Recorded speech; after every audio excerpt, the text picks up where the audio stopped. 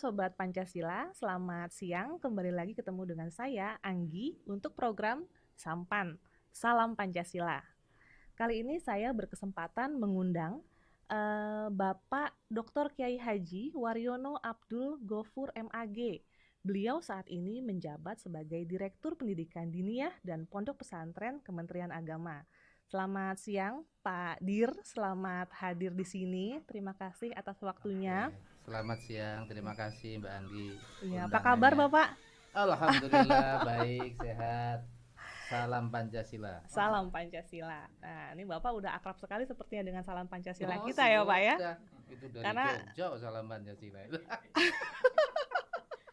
ini suatu hint kalau memang BPIP kerap berkolaborasi dengan Kementerian Agama, dan Pak Dir di sini ini bukan kali pertama bertemu dengan teman-teman BPIP. Betul ya, Pak ya? Sudah Betul. kerap Kerap bekerja sama kita ya, sekali, Pak ya. apalagi dengan kepalanya. Baik, Pak Waryono ini Ya, baik Pak Dir, ya. mengawali diskusi kita, diskusi Hmm. santai aja nih kita ya Pak ya. Iya, Saya santai aja Mbak Anggi saya aja saya yang deg-degan grogi. loh, ini depan saya Pak Direktur loh ini. Pak, kalau boleh sharing sedikit dengan Hmm. Sobat Pancasila yang menyaksikan, Hmm. eh secara sederhana, apa sih tugasnya Bapak nih sebagai Direktur Diniyah dan Pondok Pesantren di Kemenak? Iya. Terima kasih Mbak Anggi. Jadi tugas direktur itu dicantumkan dalam PMA ya. Jadi ada peraturan Menteri Agama yang menguraikan tentang deskripsi kerja saya harus apa. Nah, salah satunya adalah membuat kebijakan. Nah, salah satu kebijakannya itu adalah bagaimana saya dengan tim ya menjalankan program sesuai dengan rencana strategis Kementerian Agama. Turun menjadi rencana strategis pendidikan Islam. Lah khusus untuk saya ini ngurusi pendidikan diniyah dan pondok pesantren. Jadi dalam nomenklatur negara, Kementerian Agama khususnya, itu ada namanya pendidikan diniyah. Kalau kita hubungkan dengan BPIP, ada PIP di situ, pembinaan ideologi Pancasila dimasukkan ke semua kurikulum nasional ya kan, termasuk ke kurikulum yang ada di pesantren itu tadi. Nah, peran Kemenak untuk memastikan PIP yang dijalankan, kurikulum yang dijalankan itu ada PIP di dalamnya dan sejalan dengan PIP di dalamnya, itu bagaimana peran Kemenak? Nah, ini menarik saya sampaikan nih kepada masyarakat ya. Kenapa pesantren yang punya izin operasional itu tidak radikal? Ya kan, tidak ekstrim.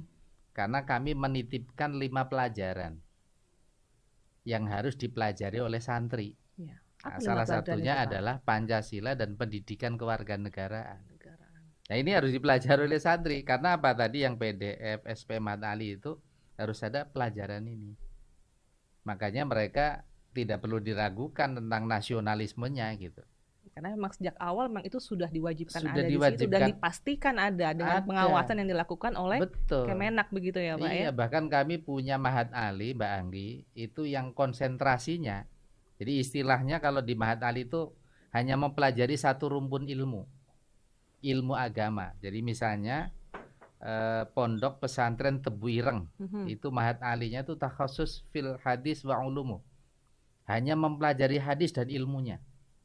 Nggak mempelajari yang lain yang untuk mendalaman itu. Lah ini Pancasila ini sama kewarganegaraan harus ada di situ. Jadi insya Allah kalau pesantren yang punya izin, sepanjang kiainya masih punya kesadaran penuh ya bahwa hubbul waton minal iman itu kan, ya dengan Pancasila semakin kuat. Karena emang sudah final Pancasila itu ya Pak. Sudah final itu, tidak perlu diotak-atik lagi, tidak perlu lagi itu sesuai dengan Islam atau tidak, itu sudah selesai bagi kalangan pesantren. Tadi yang menarik Bapak sempat sebut ada pesantren yang lagi viral nih Pak. Nah, itu belakangan ini memang sedang viral tuh. Bapak sebagai seorang pimpinan nih di Kemenak tuh ikut, aduh nih ada kasus apa lagi nih? Iya, ya memang ada dinamika ya. Pesantren yang sekian banyak itu ada dinamikanya. Pesantren itu Mbak Anggi kalau dilihat dari kacamata lahiriah ya, itu pesantren yang tertulis hubbul waton minal iman. Jadi sangat jelas gitu. Nah makanya ini juga perlu dibedakan ya antara pesantren dengan oknum.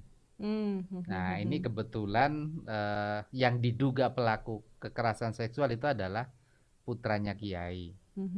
Putranya kiai nih, bukan kiainya, Iya, gitu iya, ya. Yang ini juga masih kita harus menerapkan praduga tak bersalah. betul. Kita Itulah hak serahkan. hukum warga Nah, negara itu. Indonesia. Iya, ini kan hukum Pancasila Indonesia kan begitu. Kita tidak boleh menjas gitu ya, bahwa si A itu kemudian otomatis salah, kan nggak begitu. Iya, betul, betul, betul. Gitu. Iya, jadi harus dan itu harus di cover secara berimbang juga pastinya ya Pak ya. Betul, dan saya sampaikan ke media, ke sahabat Pancasila ini ya, jangan kemudian karena satu pesantren ada kasus, kemudian in general pesantren sama, kan beda. Iya, iya. Itu namanya generalisasi yang salah gitu kan. Nah, ini seringkali menurut saya kita itu ada kecenderungan over generalization ya, terlalu berlebihan gitu loh. Ya, karena memang bagaimanapun ya kita tidak bisa berpikiran sempit seperti itu, karena kan pesantren juga sudah menelurkan banyak sekali tokoh-tokoh Bukan menelurkan, melahirkan. Iya, melahirkan tokoh pesantren ini sudah banyak sekali melahirkan tokoh-tokoh yang bangsa. hebat di Presiden Indonesia, tokoh sudah nasional ada. begitu ya. Namanya Kiai Haji Abdurrahman Wahid. Ada wakil presiden namanya Kiai Ma'ruf Amin. Itu kan alumni pesantren Tebu Ireng. Iya, ya. Jadi memang jadi pesantren itu memang potensial. Sudah ada di berbagai daerah dan sudah sampai ke pelosok daerah. Jadi secara jaringan juga sudah luar biasa pesantren itu gitu ya. Pengawas sistemnya sudah ada pengawasan, sudah dari awal sistemnya dari awal sudah pembentukan kurikulum hingga pengawasan sudah ada. Jadi memang sangat potensial ya. Apalagi kita tahu kalau misalkan pesantren itu kan pasti generasinya udah pasti generasi muda tuh Pak. Iya, namanya santri itu umumnya muda. Udah pasti generasi muda. Nah, Iya, itu dia seusia saya lah gitu lah. calon-calon penerus pimpinan Betul. itu ya, ini pimpinan untuk Indonesia seusia ya, Pak, Mbak Anggi banyak santri. Pak, saya nggak semudah itu, Pak. Aduh, nih. Jadi luar biasa memang tugas Pak Direktur itu di Kemenak gitu ya. Nah, Pak, untuk pesantren mungkin seperti yang dijabarkan Bapak seperti itu masih sangat bisa didalami, masih di kulitnya saja yang kita bicarakan, yang Bapak bicarakan barusan itu ya. Nah, terkait generasi muda tadi di pesantren semuanya generasi muda. Nah, Bapak melihatnya tantangannya generasi muda itu, santriwan dan santriwati itu, tantangannya untuk PIP apa sih Pak? Ya menurut saya umumnya generasi Z ya. Ini kan sudah generasi milenial. Ini milenial udah bergeser ya Pak. Udah bergeser. Iya. Bapak udah generasi Z. Pokoknya Z ya Pak ya. Iya. Untuk generasi Z tentu kita sebagai milenial, wah ini, siap. Itu harus beradaptasi ya. Karena kebutuhan anak-anak sekarang itu kan kecepatan gitu ya. Kemudian yang kedua itu mudah dicerna. Kemudian yang ketiga itu enak dibaca gitu kan. Betul. Nah ini kalau kita tidak menyesuaikan mereka, menurut saya ya kita akan ditinggalkan oleh mereka, gitu kan. Nah maka menurut saya justru kita harus menjadi orang yang memahami mereka, bukan mereka memahami kita.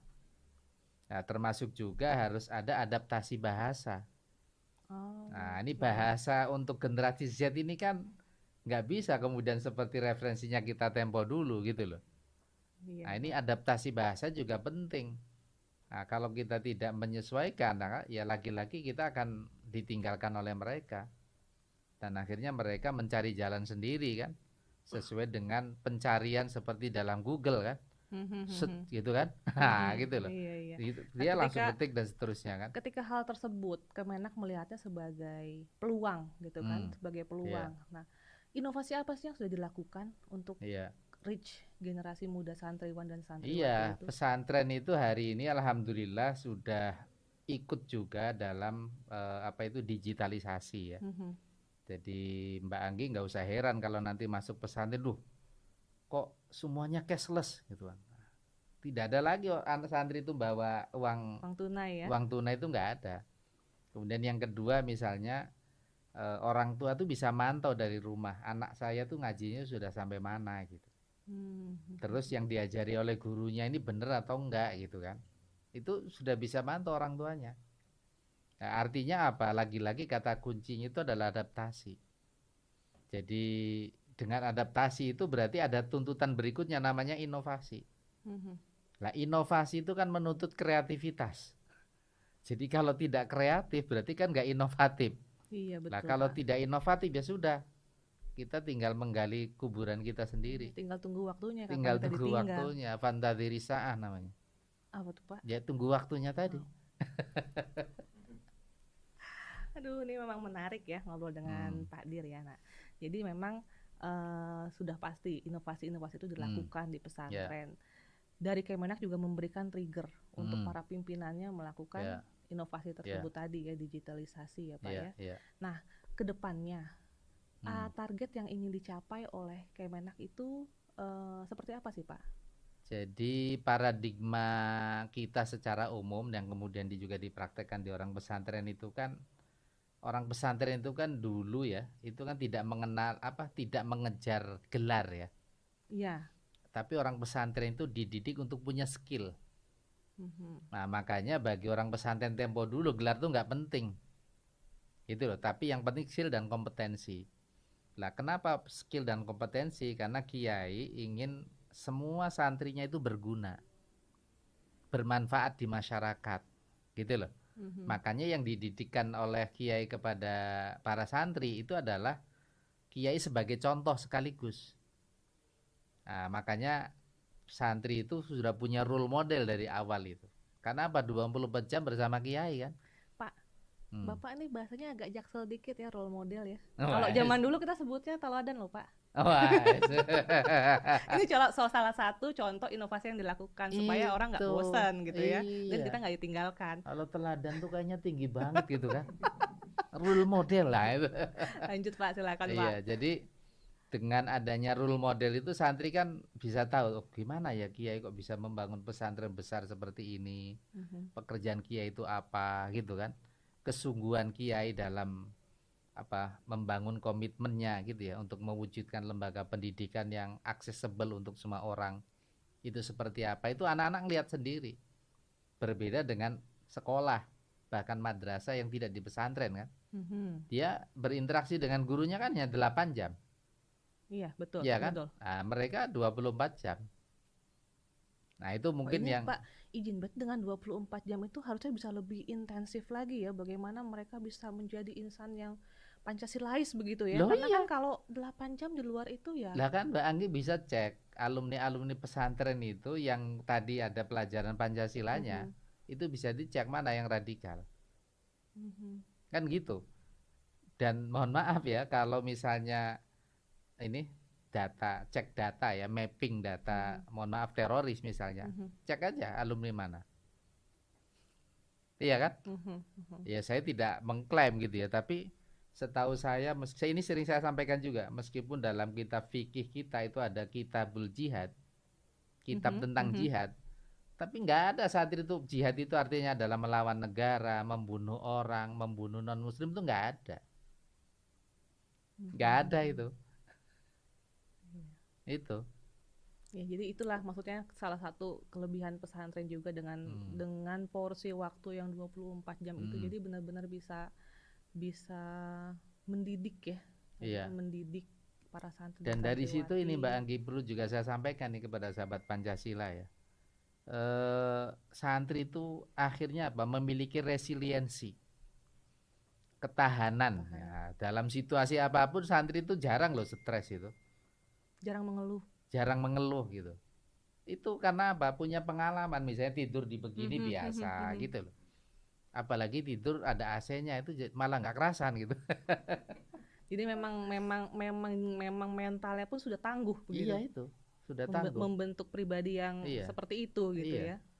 Jadi kalau nanti santri itu misalnya menikah gitu ya, punya istri, terus mohon maaf relasinya masih belum relasi gendernya belum baik, misalnya mestinya kan istri masak misalnya gitu ya, terus suami tinggal menikmati, bagi santri itu masak sendiri biasa karena hari-harinya seperti itu. itu Aduh ya luar biasa ya santriwan dan Itu. santriwati ini ya. Ya meskipun hari ini kan terbantu masaknya pakai alat yang modern ya. Iya, pakai Gitu. GoFood dan Ah, sorry nyebut merek. Pakai GoFood dan GrabFood mungkin ya Pak ya. iya iya. Iya, siap siap siap. Oke, Pak Direktur, kita masih ada waktu? Bapak? Udah pas. Mau Siap, tampil pas baik. jam 2 kurang 5 menit. Pak Direktur, ini sepertinya waktunya kurang banyak nih bincang-bincang dengan Ya Bapak. bisa di Tapi waktu kita, Jakarta. iyalah Bapak pasti ketemu lagi dengan BPIP, dengan Iya. kami di tim Sampan ya Pak ya, insya Allah ya Pak ya. Iya, insya Allah. Pak Dir, terima kasih banyak Terima sudah kasih. sedikit berbincang. Iya, Semoga kami masih. bisa dapat ilmu lebih banyak dari Bapak ya, dari Pak Dir, dari Pak Dir bisa dapat ilmu lebih Bila perlu banyak. podcastnya dari kantor saya gitu kan. Wah, ini sudah suatu undangan ini. Oh, jadi, Gimana, Pak? Iya. Jadi latar belakangnya kan kitab kuning gitu kan. Wah, siap Pak, kami catat, kami jadwalkan ya Pak. Iya, biar Mbak Anggi saya tunjukkan gitu loh. Bisa baca enggak gitu kan. Aduh, Bapak itu nanti itu aja ya, off kamera. Baik Pak Direktur, terima Oke. kasih banyak waktunya. Senang Terima bisa kasih. berbincang dengan Bapak. Semoga apa yang Bapak sampaikan bermanfaat dan jadi ilmu buat Sobat Amin, amin. Pancasila semua di rumah. Ya. Demikian kami akhiri untuk Sobat Pancasila dimanapun berada. Terima kasih dan salam Pancasila. Salam Pancasila.